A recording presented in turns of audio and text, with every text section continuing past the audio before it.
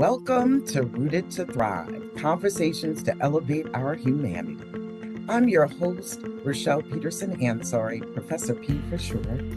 This is your podcast sanctuary for cultivating mindsets and skills to elevate our shared humanity. We're taking a deep dive into practical strategies to evolve as anti-racist, culturally competent, and inclusive individuals and leaders. In each episode, we're bringing you real-world examples and actionable takeaways. We're going to talk about personal growth, fostering connection, and creating positive change that dismantles systemic barriers and creates environments where all of us are valued, empowered, and activate our collective power. This is Rooted to Thrive.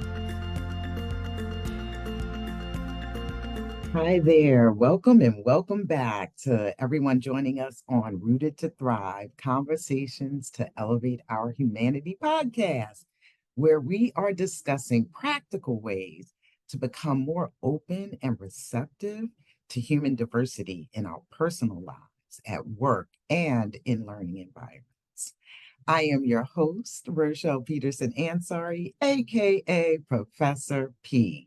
And today, we have Dr. Andrea Terrero-Gabbadon, founder of ILM Consulting Group, author of Support and Retain Educators of Color, 6 Principles for Culturally Affirming Leadership. She's also been a former high school administrator, a leader for curriculum and instruction, teacher educator, and faculty member for the Association for Supervision and Curriculum Development. Now, that's the formal intro. I've known Andrea for a few years now, and we connected. I believe this is true, that we first connected through the Pennsylvania Educator Diversity Consortium. That's correct. Okay, good stuff. Now, this is a group here in Pennsylvania that's moving the needle on increasing the number of educators of color in our pre-K to 12 system and increasing cultural competence of all educators in the state, which is key to the topic we're going to talk about today. And as one of the founders of that group, that PEDC, I've been inspired by Andrea. So, Andrea, I am honored to have you joining me today. How are you doing? I am well, thank you. And thank you so much for the invitation. I am so excited to be in conversation with you today. Likewise, likewise. So I'm excited because today we're going to answer a question on the minds of so many school leaders across the globe, even. And that's, how can they actually become more culturally competent? So to get started, please share what it means to you to be and become culturally competent and how that elevates our humanity. So I'll share Mhm. a definition, right, of what it means to be culturally competent. But I also think it's important to say that how we understand cultural competency is dynamic, right? It's going to change over time, just like our understanding and awareness of identity and how identity shapes society and how that impacts how people navigate the world. It's ever growing, right? Mhm. And so in terms of cultural competence, as I see it in the here and now, would be having a perspective of seeing, affirming, and grounding oneself in an asset-based belief of other people that is grounded in difference. As a person, that I have ways of being, understandings, and values that honor the humanity of other people, that acknowledge how we are different, but despite those differences, I hold an asset-based perspective of who you are and your contributions in this world. And to the core of that, right, is ensuring that we are uprooting all of the isms that are often accompanied by various intersections of identity. So if I'm culturally competent, then that goes hand in hand with being anti-racist, right? With being someone who is quick to call out, uproot, and disentangle gender discrimination, discrimination on the basis of sexual orientation, gender, language, and other intersections of identity. Because again, when we unpack all of it at the core, like we are the same, we're people, and we deserve this common human dignity. Yes, yes, thank you. Yes, preserving everyone's dignity is, the reason why we started this podcast, right? Like, there's so many people would say that they were learning concepts, but they didn't really know how to put them in place and or to integrate them into their lives. And I think where many people had trouble is because we taught they are trying to counter a deficit perspective that is really ingrained in societal norms in ways that people aren't encouraged to examine. So let's start talking about you and just a little bit about your background and how you became involved in this work. I think the people want to know. Yeah, I would have to say that how did I get started in the work? I think it started with my own journey into education and into teaching. And I became a teacher because I wanted to work with kids like me, so that kids that look like me and come from similar ethnic, racial, linguistic backgrounds and socioeconomic backgrounds could just have a better experience in school. Um, and again, that was always the core of my work. Again, how do I provide greater experiences for folks that come from backgrounds like me? And I think as my professional journey has evolved, it's been around how do I support leaders with the awareness of what it looks like to work with educators that are underrepresented, have a tremendous desire to give back to our communities, but are so often pushed out of our schools because of deeply oppressive and toxic organizational cultures. Yes, indeed. So I want to go back to your comment about wanting to teach, wanting to have an impact in schools for children who looked like you, had similar Mhm. backgrounds in various ways, to have a better experience. What Mhm. was the experience they were having that you wanted to make better? Yeah, on the student end, it was this idea, and not even the idea, it's the lived experience, low expectations, and the assumption that children of color, because of various social constructs, experience very real opportunity gaps that impact their the perception of themselves, the perceptions of who they can be, and that impacts how they do in school, right? Like Gloria Ladson-Billings calls it the education debt, right? We some people call it, I would disagree with the term, but they call it the achievement gap, and this idea, right, that um, that children of color just can't perform, right? There's something always wrong. And I was someone who I wasn't doing well, slept way too much in class, earned way too many C's and F's, was passed along in many ways because I believe that there wasn't this belief on my teachers' end that I could perform, right? Luckily, I had parents that were educators who instilled a different belief in me. And so by the time I got it together, I was like, you know what? I want to make sure that I'm a teacher who can really push kids who look like me to be better. I am propelled by my own, what I understand them now to be, the ways in which, as an educator, I experience very racialized and gendered working experiences, right? Facing what many people call like the tax or the burden that comes with being an educator of color. Mhm. And fast forward again, like as I am reflecting and I've done research on my own experience and the experiences of other educators of color across the nation, like it's not enough to just know the stories of what teachers of color are experiencing. We have to do something about it. And so that's where my present work comes to play. How do we understand these stories? And then how do we put into practice leadership that allows, again, teachers to have a very different experience. Okay, well, thank you. You mentioned being culturally affirming, Mm. um, and that's the subject of your book, right? Mm-hmm. You identify 6 principles. I have acknowledged that teachers' diversity matters, Mm-hmm. to cultivate reflection and self awareness. Uh, the third is assess and plan for action. Fourth is commit to sustainable and high impact instructional supports. Then we have foster supportive environments for culturally responsive approaches. And finally, lead for an inclusive community.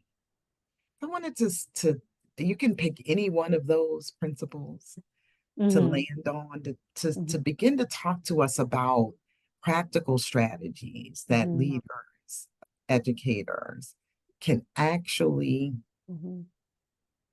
put into place to become more culturally competent. Mm, wonderful, wonderful. I think the best place to start, honestly, is at principle one, right? Acknowledge that educator diversity matters. At the core of this is this idea that school leadership cannot be colorblind, Mm, right? So schools are a microcosm of society, and all of the isms that show up in society impact schools, they impact students, and they impact educators. So mhm, as I think back even to the quote unquote racial awakening that many people across the United States had back in 2020 mm, due to the murder of George Floyd, you know, there has been, and I'll use the language of Bettina Love here, there's been similar spirit murdering, right? Of Black, Latino, Latinx, Asian, Middle Eastern, North African educators in our schools way before that, right? And so acknowledging that educator diversity matters is saying to a school leader, in what ways are you acknowledging difference mm, in your leadership? That looks like, first of all, acknowledging that educators of color are, one, underrepresented. mhm, Two, educators of color are beneficial for all students. We often put educators of color in a box saying that they're good for kids of color. They're good for addressing the opportunity gap, right? They lead to mm, social, emotional, and academic outcomes. And all of that is true. And mm, that's not creating an oppression Olympics. That's not creating arbitrary hierarchy. But what it's saying is, if educators of color have this impact, we need to figure out, why are they represented? Why are they leaving at higher rates? mhm, And are you willing to do the introspective self and organizational work to uproot the types of oppression and toxicity that mm. emerge in schools that are pushing folks out? But we can't invite people into a space that is toxic and then be surprised when they leave. Right. Thank you. Point Yeah, blank. yeah, yeah. I know some people have been surprised when we've been in our educator diversity consortium, and I'd say, I'm more concerned uh, about supporting the people that are already there, because how can I knowingly invite people into spaces that I know may cause harm for them? And well, at least I could possibly help them get tools that they need, right, to inoculate themselves. Because unfortunately, right, the schools are still going to exist. Business is going to move on with or without us. I would love for more of us to be there, but it feels like kind of like deceptive to say, get excited about this when you know what's waiting on the other side. And that's not in every school building, but there are not enough there are not enough where people would be affirmed and culturally affirmed, at least not yet, right? We got to get your book into everybody's hands, and we have to get them really digging into these concepts. So I wanted to talk about that leader who is saying, I'm raising my hand. I do not want the discrimination that exists outside of in our society in my building. Are there questions that they should begin with asking themselves? how do they do a landscape assessment to find out if indeed that discrimination exists? Let's just start there. How do they begin to examine whether they are replicating the discrimination that people of color experience outside of schools? Yeah. I think that is such a wonderful question, right? Where do I begin? And my personal orientation as someone who has worked in organizations are like, yes, we value diversity, right? We have this DEIB committee, we have the PDs. I'm always going to push folks to think about, but what are you doing, right? Like, what is that introspective piece? Because the programs are great, but if there isn't personal onus regarding these topics, then those strategies in many ways will fall short of their aspirations, right? Okay. So what does that mean? So step one is like, to what extent are you aware of your own biases, right?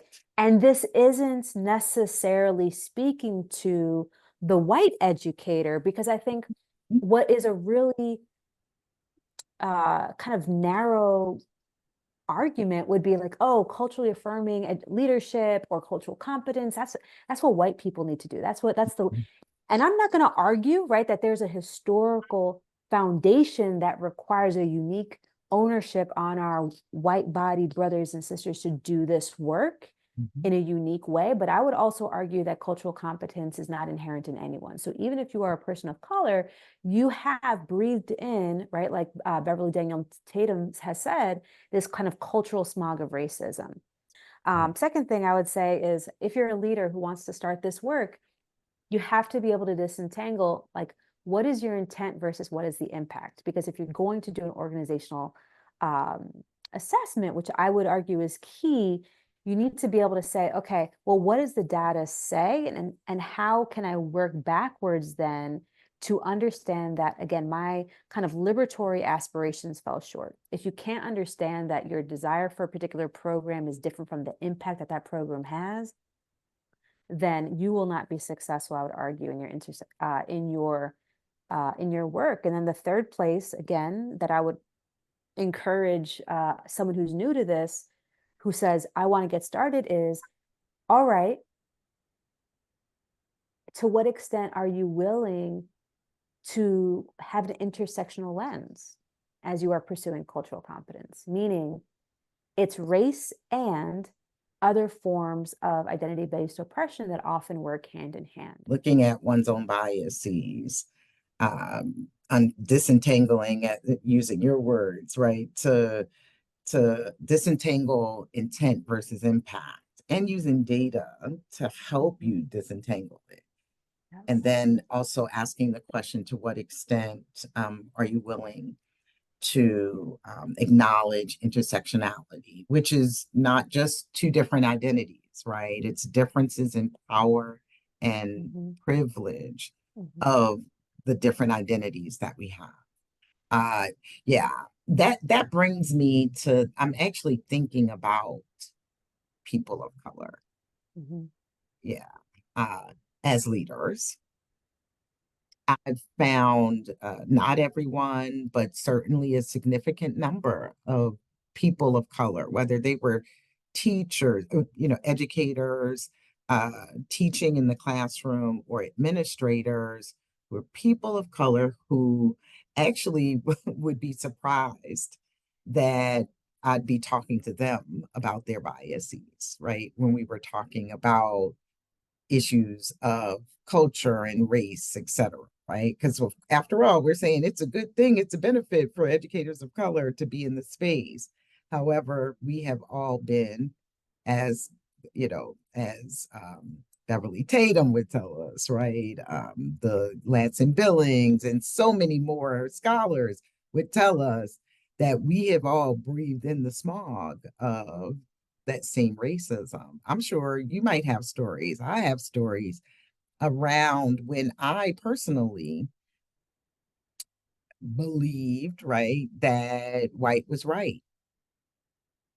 I often defined what I did, how I did it based on some barometer that had to be better than white folks. In my own community, right, of Black folks, particularly, I grew up in a poor working class neighborhood in New York City. I'm not sure if it's different for somebody who grew up in a more affluent, area. I mean, I know, but uh, we often were told you have to work 2 times, 3 times, 10 times harder to get the same recognition as white folks. So that helped me internalize something, right, about myself that actually didn't serve me well because I think it contributed to me being a workaholic at one point. But I was always looking outside of myself, right? Like to somehow it's my existence has something to do with this white person, the elusive white person. Um, and there were a number of people who I've come across for years, right? Who would be surprised if they talked to me on the phone and then met me face to face. They'd be surprised that I was a Black person. And I could just imagine leaders who, at least, at minimum, check their own biases and be vulnerable enough to say, I have biases. One, because I'm a human being, it only takes a little Google search on how the brain works to understand that we all have them, right? But really, put that ego aside to say, hey, I have some identities that may make me less sensitive. I know that many of us need to increase our cultural competence around ability and disability,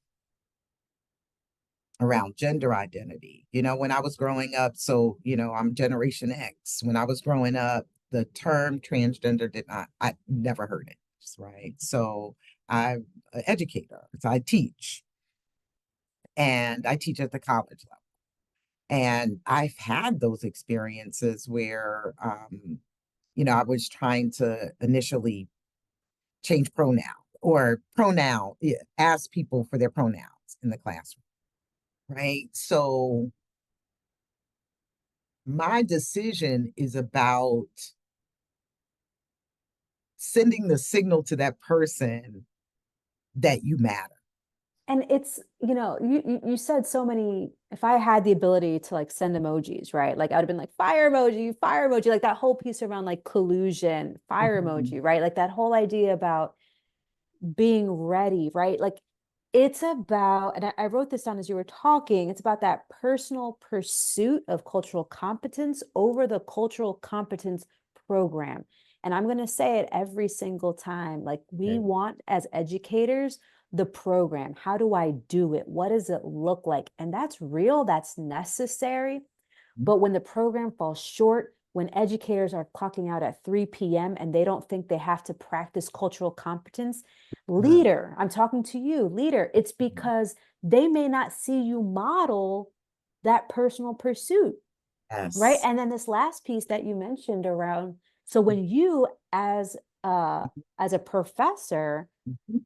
are asking about pronouns, what that signals to everyone else is like, wait, Yeah. this is an element of humanity that we need to consider, because if we're not actively considering that, then we're censoring our own privilege Yes. in this area by assuming that our own understanding of like the gender binary is what's quote Mhm. unquote normal, Yeah. and that Yeah. everyone fits in that, but that's not true, right? Right. And so like when we're it's really about that censoring at the end of the day. Again, like what are we willing to investigate? Because our if we are not looking to expand our understanding of the Mhm. human dimensions of diversity and the ways that, I mean, no matter Mhm. what your spiritual orientation is, if it's a higher power, if it's God, whomever it is, people were made beautifully unique and oh so different.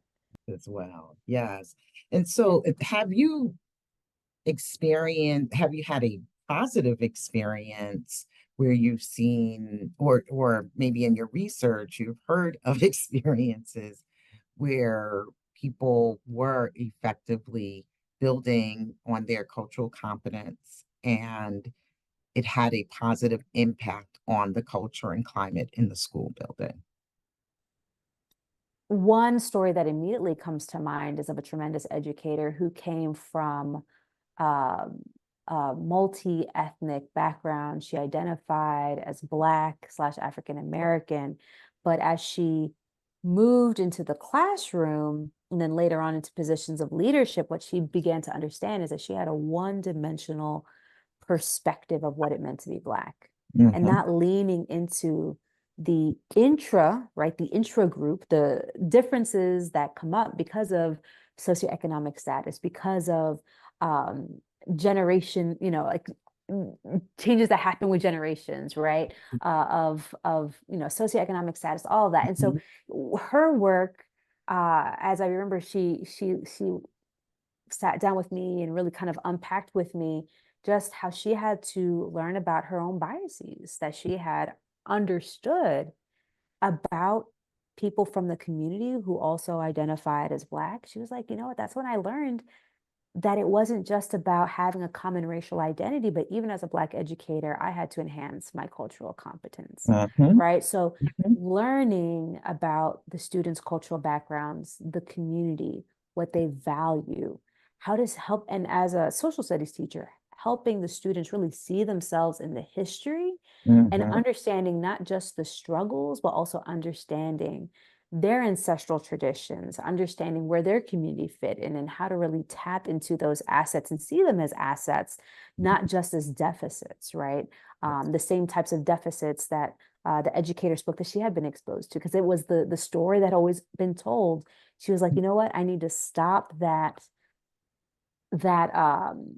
I need to stop perpetuating that lie and instead helping my students understand the assets that come from their community. That's right. And so in that way, again, really Mhm. just kind of unpacking her own biases to become more culturally competent. And she was phenomenal when we talk about not just classroom discipline, but all the other types of academic achievement, whether it Mhm. was AP, honors, whatever the curriculum was, her students were doing phenomenally. And I would argue it's because she was willing to do that self work. And then as she progressed in leadership, being willing to support other educators, not just in like, this is how you create a culturally competent lesson or a culturally competent classroom, but like, how do you do that inner work Mm. so that your students are truly able to learn from you, and more importantly, you can learn from them. That's right. And then the inner work took care of the strategies, didn't it? It took They care. certainly did. Mhm. Mhm.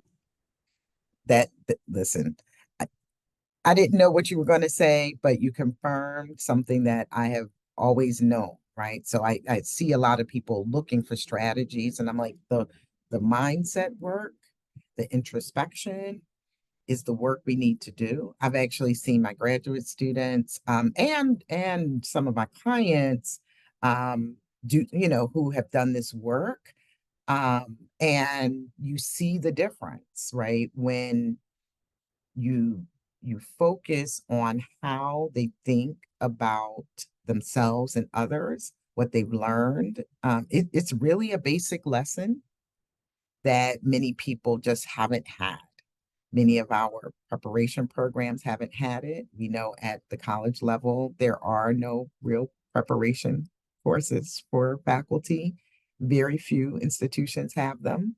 Very few, like probably I can count them on one hand, that prepare you to teach in the college classroom when you're getting your advanced degree, because the advanced degree is typically about research and not about teaching.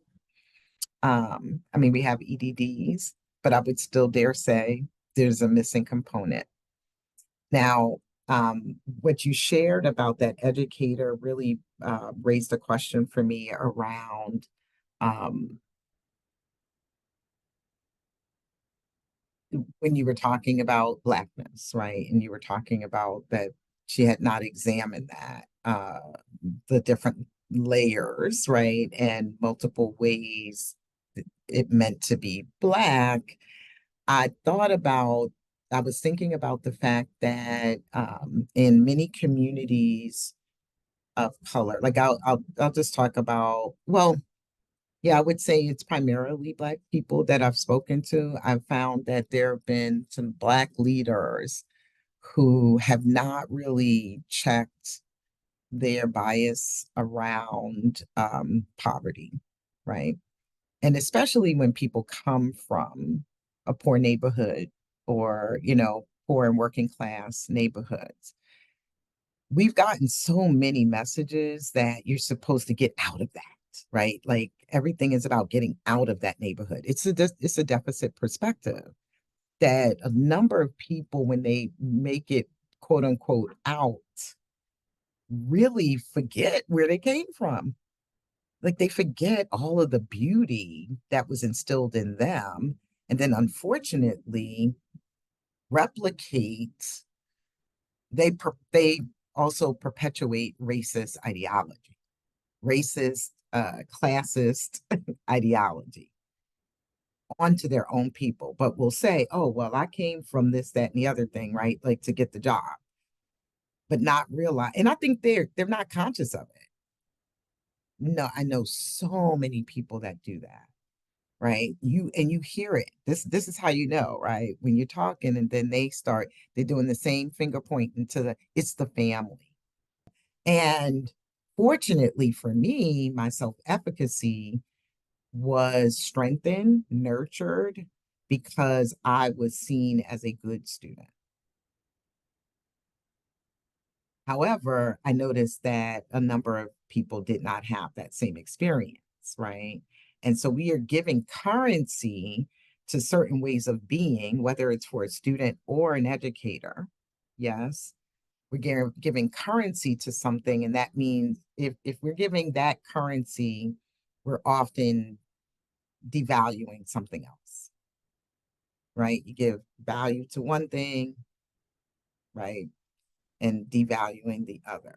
In the United States, we have that American dollar, you bring me some pesos from another country, or some other denomination, it doesn't work here, right? It does not work here. And maybe I don't even know if that was a good analogy. I was just trying to follow the currency one. But, the reality is people are not uh, really examining how they are perpetuating the um, the same mm, discrimination, the same ideologies that they would vehemently fight against when it came to them and their survival. Yes, it takes something, and I would dare say it takes some level of vulnerability to do that. Would you agree? And could you talk more about what would it take for people to really examine themselves, or, engage in that introspection? Goodness, again, all these fire emojis. I'm sorry. I need to. If you could hear me humming that, like, yes, over here, because I think there's no secret sauce, right, to how to facilitate that introspection. I think some people, and maybe you're like me, who I'm walking down the street and I'm already thinking about, what assumptions do I make about X identity marker, right? For Right. some people, the introspection comes so easily. I Folks, y'all need to get my book. I'm looking at page Mhm. 37. I'm looking at 6 Mm. reflection questions. What Okay. assumptions do I make about this identity marker? How do these assumptions influence the ways I provide support to people of this background? How Mhm. comfortable am I working with individuals of this background? To what extent am I aware of intersections of identity and how they manifest in diverse needs and concerns, right? Like I have all these questions. So again, if you're a person Good like point. me, You just love to sit around and think, right? However, we also know that not all of us are like that, and that's okay because we're all uniquely and beautifully made. But for others, it might be listening to the stories of people of other identities and sitting with that, right? Hmm. Now, I'm a qualitative researcher by training, by doctoral training, and that allows a certain amount of privilege to sit and collect stories, right? You Right. might say, I'm a school leader, I don't have time for that. I get you. Hmm. But there's actually ways that you can still collect that qualitative data that you need to listen to, right? I'm wondering about exit interviews, right? Is there exit interview data that you might glean from to help you sit with someone else's story and use that as an opportunity to really interrogate what's happening in your building under your leadership? Stay interviews, meaning schedule 30-minute block of time with someone in your building. This isn't a block of time that's centered on your agenda, but rather pause, buy a cup of coffee for someone. How are you doing? How are you experiencing this building? What's working for you? What's not working for you, right? So this idea of a stay interview is really around um, centering the stories of other people. What Hmm. is their experience? What's causing them to stay? What's working? What's not working? And really using that story again to kind of prompt the introspection. And again, that introspection doesn't stop there, but it would fuel into your leadership. Yes. Focus groups, surveys, staff Mhm. surveys. Um, is there a community forum, right? But again, you can have all of those outlets in the building, but going back to the prior point, it's around personal pursuit of cultural competence, not the program, because you can have the forum and you cannot listen, right? You can have the forum and you can be defensive, or you can have the forum and because you're committed to your personal growth around cultural competence and you're willing to disentangle intent and impact, if you hear the story from the community, you can say, oh, here are ways that I'm maybe falling short, right, in my aspirations of cultural competence, and then be willing to make the change.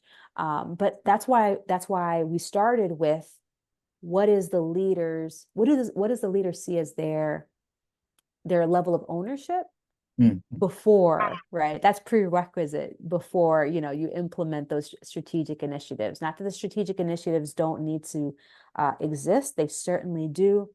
Happy to Mhm. talk organizational assessments. I do it all the time. But again, if we're not willing to interrogate ourselves and what's happening under the locus of our control or our leadership, then things are going to fall short, right? And at that point, it's harder to recover from that because then it becomes about finger pointing. It becomes about, well, maybe this quote unquote DEI initiative didn't work, therefore DEI doesn't work. No, it's justice work that needs to happen. Justice work first begins internally. Internally. Yes. Oh, that is a perfect segue.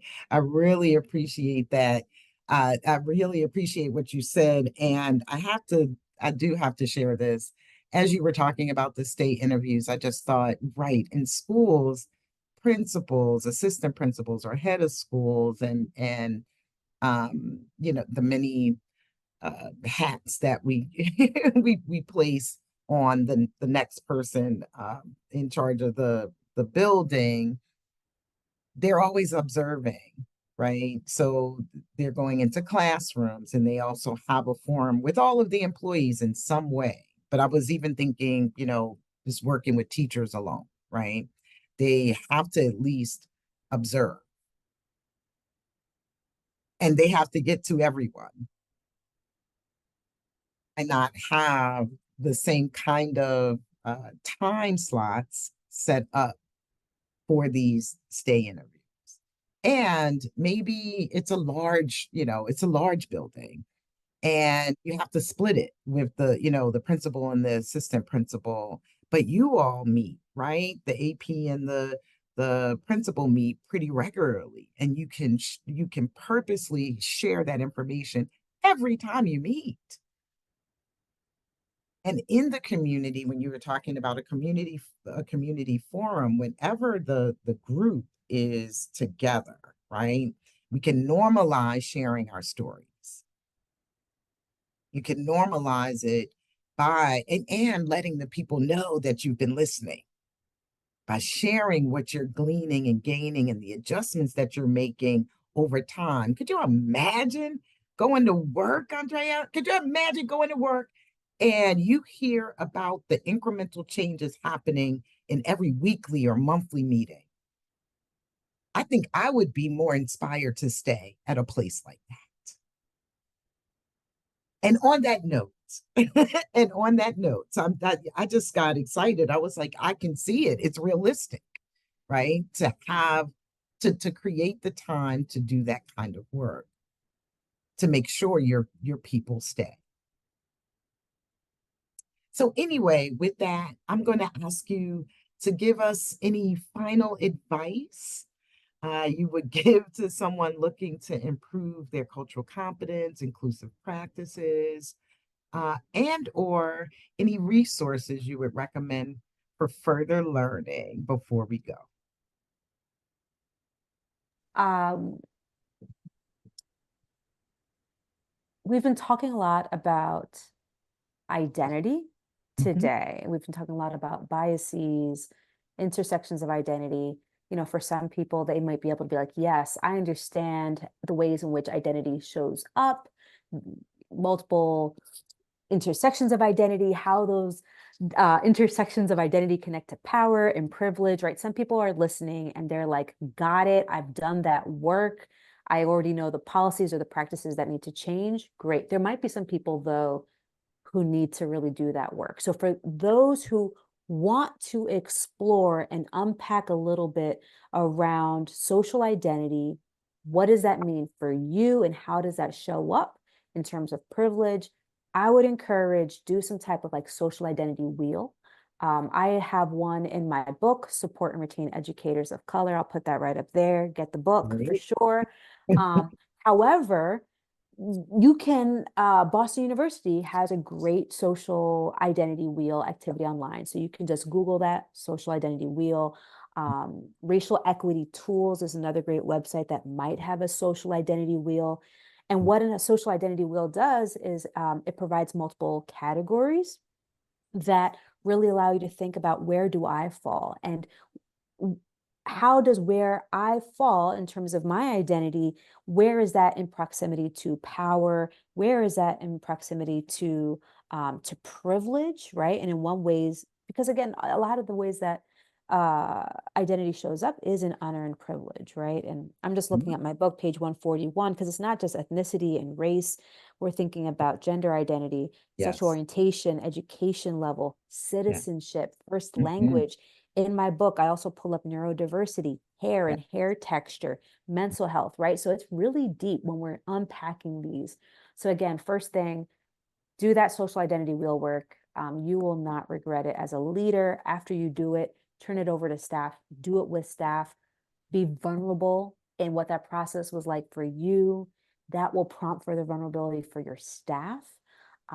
If you're able to do that type of social identity wheel activity in affinity spaces or racial caucus spaces, I would highly recommend that, because that what that does is we don't want to add to kind of the tokenization and the harm that we might incur from folks of marginalized and underrepresented backgrounds when we do that work, right? So we don't want one privileged person's processing to add to another person's pain, right? Or the harm that they might be experiencing. So again, social identity will do it, encourage folks under your leadership to do it, and if possible, again, do it in affinity spaces. Other resources, I'm going to plug my book again, get the book, Mhm. very user-friendly. You can also connect with me, atgabbadon.com. Again, that's Yeah. atgabbadon.com. And then lastly, you can't do this work in isolation, right? So Professor P and I have talked about that we are members of the Pennsylvania Educator Diversity Consortium. I don't know if you remember this, Professor P, but I think some of our first interactions together were in a group in which we were working on writing the mission, the vision, I think it was like core values Mhm. of PEDC, and working in community with people ultimately helps to foster some of that introspection work, right? Yes. Iron sharpening iron. Yes. And so join an advocacy organization. If you are an educator of color, there's the Institute of Teachers of Color, ITalk, that's run out of, I want to say it's University of California, Riverside, with Retha Coley. They do great work for teachers and teacher educators. If you are a white-bodied person and you want to engage in some co-conspirator work, there's great organizations online. So connect with an advocacy org, deepen your understanding of intersectional justice, of anti-racism, and again, engage in that learning in community with others. Yes, I agree wholeheartedly. I want to thank you so much for sharing your expertise, taking the time to share with others. I'm so glad you wrote your book so that people have something that they can take and digest on their own time as well. And I that your book sounds like a great opportunity for a book club, right? For a professional learning community to really dig into those concepts over time. Hey, take 10 months to do it. Why not? Right? Or do some work in the summertime as well. I love it.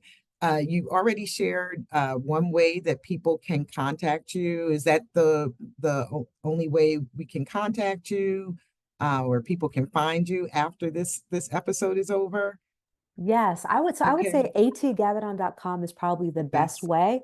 Okay, great. There you can connect with me for services. I'm available for keynotes, workshops, leadership coaching. You can also sign up for my newsletter through the website.